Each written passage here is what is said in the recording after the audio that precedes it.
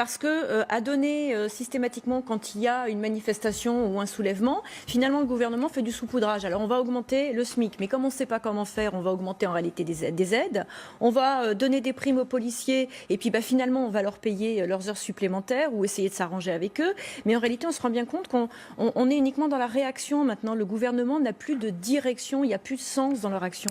Et le résultat, c'est qu'effectivement, tout le monde va essayer de tirer la couverture, alors que la logique aurait été justement de s'intéresser au fin fond du problème. Et le fond du problème, c'est cette injustice, et principalement l'injustice fiscale. Mais il l'avait diagnostiqué, c'est par là qu'ils auraient dû passer en premier. Eh bien oui, mais ils ont commencé par quoi? L'ISF, et ils ont oublié de réformer notamment l'État, et en prime, ils ont oublié de réformer la fiscalité. Et je pense que le fond du problème, c'est la fiscalité, c'est vraiment de remettre les choses à plat, de supprimer les niches fiscales et puis à côté de s'intéresser aussi à ce problème de démocratie représentative qui est très bien soulevé par les Gilets jaunes parce qu'ils ne se reconnaissent pas dans les élus qui aujourd'hui nous représentent au niveau national.